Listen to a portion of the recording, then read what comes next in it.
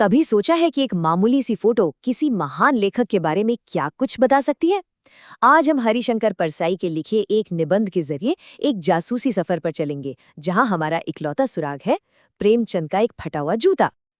तो ये रहा वो जूता, एक मामूली सा कैनवस का फटा जूता जिसमें से एक उंगली बाहर झांक रही है।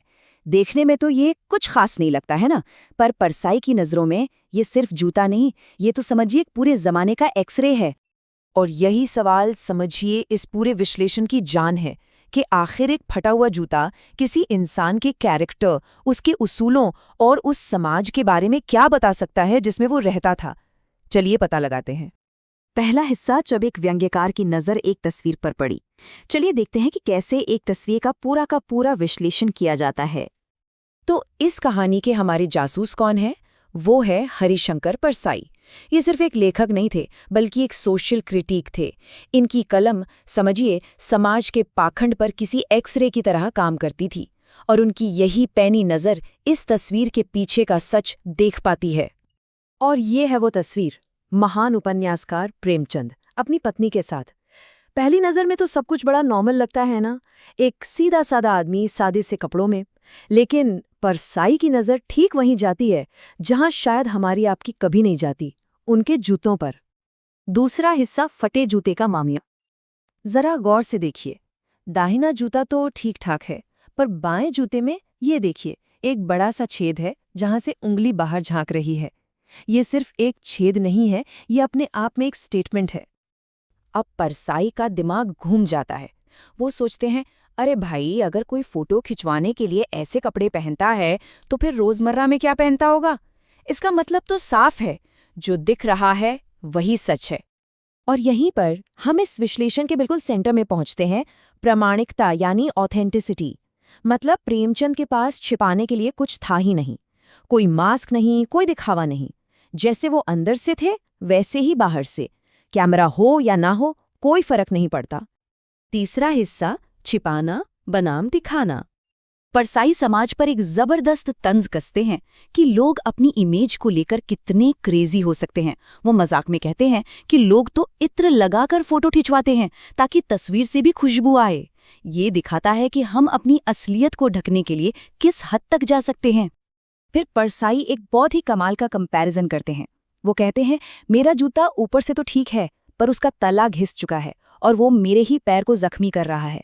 दूसरी तरफ प्रेमचंद की उंगली भले ही बाहर दिख रही हो, पर उनका पैर तो सेफ है। ये क्या दिखाता है? यही कि अपनी कमियों को छिपाना असल में खुद को ही नुकसान पहुंचाना है। यहाँ पर पर्दा एक बहुत ही पावरफुल मेटाफर है। ये समाज में इज्जत का, दिखावे का पर्दा है। परसाई कह रहे हैं कि हम इस झूठे पर्दे को बचाने के लिए अंदर ही अंदर खोखले हो रहे हैं, जबकि प्रेमचंद को इस पर्दे की जरा भी परवाह नहीं है। चौथा भाग, व्यंग्य से भरी एक मुस्कान। अब परसाई का ध्यान जाता है प्रेमचंद की मुस्कान पर। उन्हें ये मुस्कान थोड़ी अजीब लगती है। ये कोई दिल से निकली खुशी वाली मुस्कान नहीं है, अधूरी सी है। ऐसा लगता है जैसे कोई जबरदस्ती मुस्कुरा रहा हो। उन्हें लगता है कि इस मुस्कान के पीछे एक गहरा सटायर, एक व्यंग्य छिपा हुआ है। और यहीं एक और बड़ा सवाल खड़ा होता है, भाई, एक आदमी जो खुद फटे जूते पहने हैं, वो आखिर किस पर हंस रहा है? उसकी हंसी का निशाना कौन है? पांचवां भाग, समाज की दीवारों पर ठोकर। अब परसाई एक जासूस की तरह सोचना शुरू करते हैं। वो कहते हैं, देखो, चलने फिरने से तो जूते का तला घिसता है ना? जूते का अगला हिस्सा तो नहीं फटता। जूता सामने से तब फटता है जब आप किसी चीज को बार बार ठोकर मारते हैं। इसका मतलब क्या हुआ? इसका मतलब ये हुआ कि प्रेमचंद अपने रास्ते की रुकावटों से बचकर नहीं निकले, बल्कि उन्होंने उनसे सीधी टक्कर ली। उस रुकावट को परसाई नाम देते हैं टीला। ये टीला समाज में सदियों से जमी हुई गलत परंपराओं, अन्याय और पाखंड का सिंबल है। प्रेमचंद उन लोगों में से नहीं थे जो ऐसे टीलों से बचकर साइड से निकल जाएं।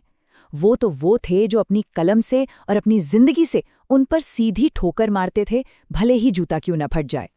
छठा भाग, जूते में छिपा संदेश। तो आखिर में ये फटा जूता हमें क्या बताता है? देखिए, ये सिर्फ गरीबी की निशानी नहीं है। वो जो बाहर निकली उंगली है ना, वो उन सब पर इशारा कर रही है जो दिखावे की जिंदगी जी रहे हैं। वो जो व्यंग्य भरी मुस्कान है, वो उन लोगों पर है जो अपनी उंगली तो ढक लेते हैं, पर अपना तला घिसवाकर खुद को लहूलुहान करते रहते हैं। ये जूता असल में बिना समझौता किए जीने वाली जिंदगी का एक पावरफुल सिंबल है। और आखिर में परसाई कहते हैं, मैं तुम्हारा फटा जूता, तुम्हारी उंगली का इशारा और तुम्हारी व्यंग्य मुस्कान सब समझता हूँ, जैसे एक जासूस को केस का आखिरी सुराग मिल गया हो। और ये निबंध हम सबको एक बहुत जरूरी सवाल के साथ छोड़ जाता है।